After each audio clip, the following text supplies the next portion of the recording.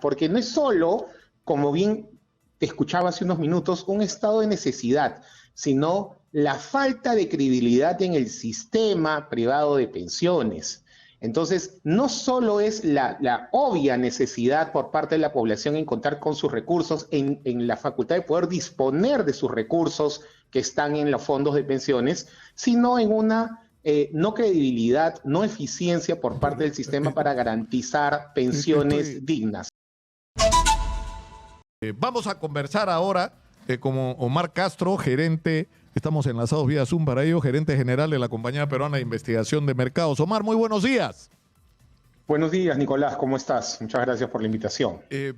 Omar, la encuesta que han publicado ustedes esta mañana para Exitosa es reveladora, ¿no? O sea, en varios sentidos, ¿no? La primera pregunta se refiere al nivel de afiliación de las AFPs, porque esto es en Lima, ¿no es cierto?, que se ha realizado la encuesta. Es correcto, esta encuesta la hemos realizado en Lima y bueno, va de la mano con las cifras que establece el INEI, que casi alrededor de un 30% de la población activamente laborando está dentro o afiliado a una AFP. En este caso el resultado es 31.5 de los encuestados en Lima refieren que están afiliados a una AFP. Ahora, esto ya es revelador, ¿no? Que nos llamaba la atención hace un rato sobre este tema Carlos Sanders, el congresista no agrupado. Él decía que estamos en una sociedad donde la gente que tiene algún tipo de protección para su jubilación es la minoría. La mayoría de gente no tiene un sistema de protección previsional, ¿no? Bueno, sí. Lo que pasa es que la debilidad del sistema, en realidad, estructuralmente hablando, del sistema económico por el que ha decidido ir el Perú desde el año 90, desde que ganó el señor Fujimori, nos ha llevado a un país en el cual hemos venido durante 2 o 3 décadas hablando de éxitos macroeconómicos, pero esto en la microeconomía, en los hogares del Perú, no ha tenido un correlato similar. Y por eso, y eso debido a la situación laboral en muchos casos, la precaria situación laboral que puede vivir muchos peruanos en el país, y sobre todo, y esto que lleva a la informalidad, y una informalidad que no está protegida por el Estado y que no tiene el acceso a estos sistemas previsionales de pensiones, ¿no? Omar, hay una segunda pregunta que en realidad es el centro de la encuesta, ¿no es cierto? Que es la opinión de la gente sobre esto que está en debate y que se va a resolver hoy en el Congreso, que es la pregunta con respecto a si están de acuerdo o en desacuerdo con el retiro de hasta 4 unidades impositivas tributarias. No sé si podemos pasar a este cuadro, por favor, este segundo cuadro, para los que nos ven por televisión y nos siguen en las redes sociales, puedan tener en pantalla el cuadro. El resultado es 65.6% está a favor de que se apruebe este retiro, el 22.5% está en desacuerdo y el 11.9% no precisa una opinión. Es correcto. Es un número grueso, Omar. Más adelante vamos a ver otras preguntas y hay más de un 70%, Nicolás, que ya hicieron retiro de los 6 retiros anteriores que se autorizaron. Entonces, en este 7º retiro hay un 66% de la población en Lima que está de acuerdo con este retiro. Pero hay que poner énfasis, Nicolás, en que nosotros lo hemos segmentado por sexo, género, grupos de edades y niveles socioeconómicos. Y el nivel socioeconómico que está más de acuerdo es el AB. No necesariamente el D, como a veces muchas voces políticas pueden mencionar. Entonces, hay un 65.4% del segmento socioeconómico AB que está de acuerdo con este retiro. ¿Y por qué, Nicolás? Porque no es solo, como bien te escuchaba hace unos minutos, un estado de necesidad, sino la falta de credibilidad en el sistema privado de pensiones. Entonces, no solo es la obvia necesidad por parte de la población en contar con sus recursos, en la facultad de poder disponer de sus recursos que están en los fondos de pensiones, sino en una no credibilidad, no eficiencia por parte del sistema para garantizar pensiones dignas. Estoy mirándolo, está desagregado y es impresionante. En el caso de los hombres encuestados, el 72.1% está de acuerdo. Y solo el 14.2% está en contra. Es Sí, impresionante la cifra, ¿no? es clarísimo, como bien has estado diciendo minutos antes tú, Nicolás, de que la población está de acuerdo con el retiro, está de acuerdo con que incluso el retiro sea mayor, pero lo que observamos en todas las respuestas a este cuestionario que hemos desarrollado por encargo de ustedes es que sí existe una desilusión, hartazgo por parte de la población respecto a cómo se están manejando sus fondos y la disponibilidad que tiene la gente sobre ellos. Lo que es cierto y es importante, y tú lo has dicho muy claro, es que lo único que se puede rescatar del sistema privado de pensiones hoy es que el dinero de cada uno de nosotros está ahí, ¿no? Está en una cuenta, pero claro, una cuenta que supuestamente debería tener muchísimo más eficacia en el manejo de los intereses que pudiéramos tener a partir de gente experta que maneja este fondo de inversiones y que el dinero de cada uno de nosotros lo pone en el mercado de capitales. Pero no lo hemos visto así, porque la rentabilidad no es precisamente la mejor y porque las AFPs en su forma de comunicar tampoco no han tenido la suficiente, el suficiente discurso para poder explicarnos por qué finalmente las pensiones de las personas son tan bajas, ¿no? Y no cubren sus necesidades. Claro, ahora, hay que decirlo, Omar, porque ustedes finalmente interpretan y siguen los vaivenes de la opinión pública. Pero si tú midieras por lo que ha sido el peso de la información en los medios, una vez más, si fuera por los grandes medios, esta encuesta no debería ser al revés, ¿no es cierto? Y la votación en el Congreso va a haber más de, según Martín Hidalgo, que está recontra informado sobre lo que pasa en el Congreso, va a haber probablemente más de 95 votos a favor. Es decir, es correcto. Esto ha sido, es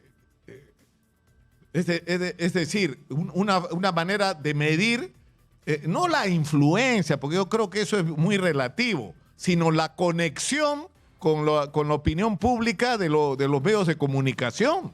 Y yo creo que eso debería obligar a reflexionar a los grandes medios que han tenido un 95% de su información en contra de que lo que va a ocurrir hoy día ocurra. Sí, es correcto. Lo que dices es cierto. Lo que nosotros podemos decir a partir de esta data que confirma en realidad lo que uno puede sentir o lo que uno puede percibir es que más del 60% de la población va a realizar el retiro, quizás un 70%, porque ya más de un 70% ha realizado antes, los retiros anteriores, es correcto. Hay muchas personas en realidad que piensan que es mejor, hicimos una pregunta al respecto donde pensaban las personas que era mejor poner este descuento que se hace a sus remuneraciones y un 60.2%, Nicolás, refiere que prefiere ponerlas en entidades financieras como las cajas o los bancos, ¿no? Y solo un 25% desea que continúe en una AFP. Es un sistema que no ha sabido responder a las necesidades y sobre todo a lo que se planteó en un inicio. Nicolás, ¿por qué es peligroso esto? ¿Por qué es peligroso esto? ¿Recuerdas las protestas que hubo en Chile antes de la pandemia, a finales del 2019? El elemento principal de la protesta no solo era el hambre y la brecha social que estaba existiendo en Chile, sino el sistema previsional que se había instaurado en los años 80 cuando llegó Pinochet al gobierno, ¿no? Y que de alguna manera fue aplaudido por ciertos economistas norteamericanos. Recordarás que el presidente en ese momento alabó y aplaudió esta iniciativa del sistema privado de pensiones que nació en Chile, se extendió por Ecuador, Colombia, Perú, Argentina, pero que en Chile ya colapsó, ya ha colapsado porque el fin de este sistema es el garantizar una jubilación digna, ¿ok? Pero no lo logró, no lo ha logrado, al punto que Piñera en algún momento tuvo que retroceder. A estas alturas y después de los 30 años transcurridos, yo no sé si ese era el objetivo del proyecto de José Piñera. O sea, el objetivo era garantizar una vejez digna y una jubilación distinta a la que el sistema tradicional ofrecía, o el objetivo era reunir una cantidad gigantesca de dinero de los aportantes para tener quienes manejaran ese dinero acceso a cifras multimillonarias para realizar grandes negocios a tasas de interés bajísimas y a forrarse, que es lo que han hecho los últimos 30 años. Omar, bueno, si tú te pones a evaluar la cantidad, ¿no? ¿Cuánta plata han ganado las administradoras? Es correcto, existen muchos gobiernos latinoamericanos en nuestra región, no voy a hablar más allá de nuestra región, que obviamente han estado metidos y comprobadamente en actos de corrupción, amarrados con grandes intereses y grandes empresariados, ¿no? Por ejemplo, no debemos seguir permitiendo, Nicolás, y creo que el debate debería ir más allá, y me imagino que ustedes han encargado de hacer esta encuesta para saber con data clara en realidad cuál es el sentir de la población. Hay un 85.1% de la población en Lima, Nicolás, que piensa que las AFP no deben seguir cobrando comisiones ante una pérdida de rentabilidad. Es una locura, Nicolás, porque si el sistema, si la inversión que realiza la AFP no es rentable, encima de que no es rentable y que afecta tu fondo, encima te van a cobrar comisión sobre lo que tú has ahorrado. No, mira, entonces hay una cifra... es una locura. Claro, es decir, uno es este tema de que te cobran comisiones altísimas, además en comparación, por ejemplo, a las de Chile, que son la tercera parte de lo que se cobran en Perú. Casi el triple. Claro, pero además hay el tema de las utilidades, o sea, han estado casi llorando de que los retiros le han hecho un daño gravísimo al sistema de las AFP, pero han tenido casi 500 millones de soles de utilidad el año pasado. Más utilidades que el año 2022.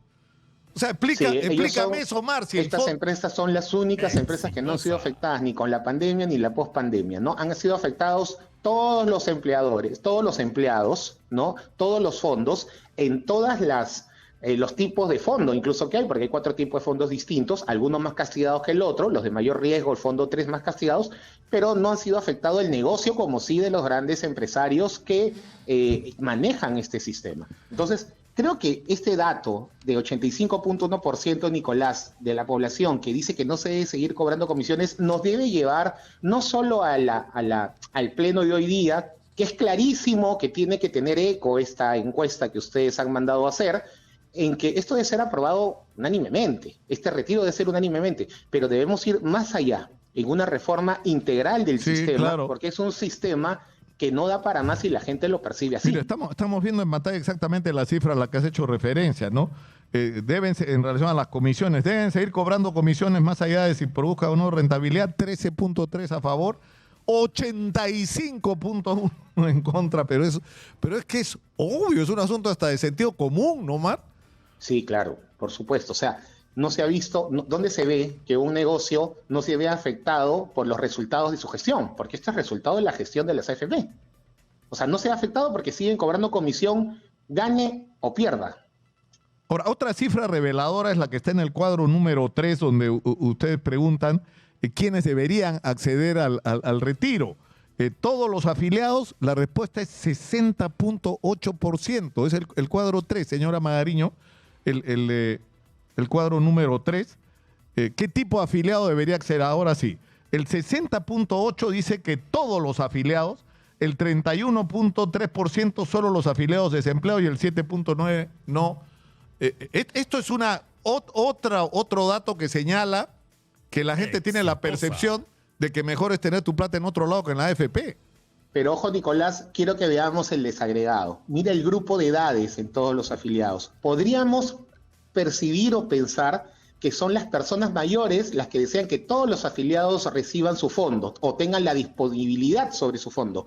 Pero el 61.6% por encima de la media tienen entre 25 y 39 años. Claro. ¿A qué responde eso, Nicolás? A una falta de empleo, a gente que ha perdido su trabajo y que tiene una necesidad clara hoy día, ¿no? Claro, porque en el caso de los mayores de 56 años,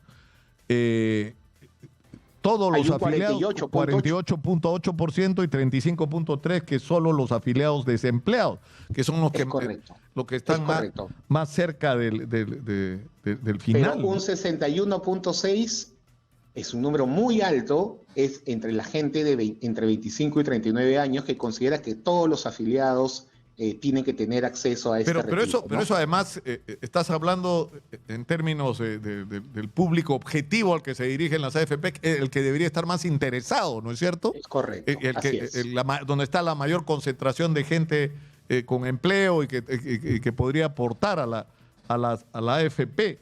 Ahora, hay otro dato significativo con respecto a dónde depositar bueno, lo del retiro ya lo dijiste, ¿no? El 76% de la gente ya hizo algún retiro de los aportantes a las AFPs, ¿no? Sí, es una cifra muy alta.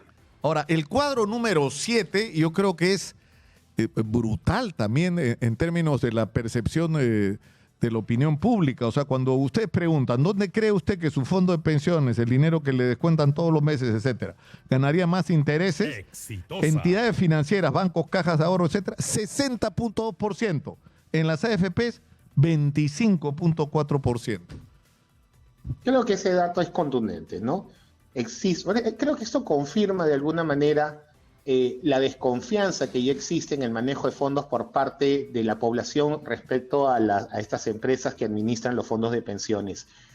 El 60% prefiere tener su dinero y poderlo disponer de él, y si tiene que tener un régimen previsional para un desempleo, para cuando esté ya mayor y ya no esté activamente apto para laboral, prefiere ponerlo en un banco, en una caja de ahorros que ahora paga más intereses, creo que eso es sabido, porque creo que la disponibilidad del fondo es lo que se requiere hoy en día por parte de la población, debido a que no estamos en una situación económica buena, ¿no? Hace pocos meses, Nicolás, comenzábamos a hablar, recuerda, de recesión, ¿no?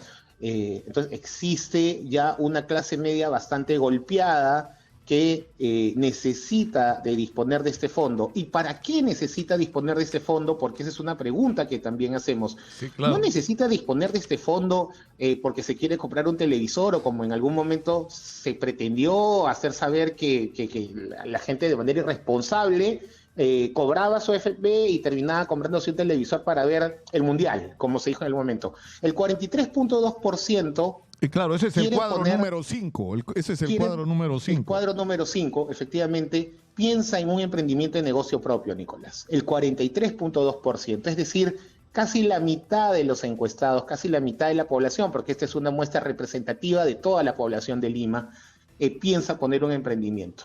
El 26.5%, Nicolás, Exitosa. para gastos personales como comida, ropa, colegio. Esto es preocupante.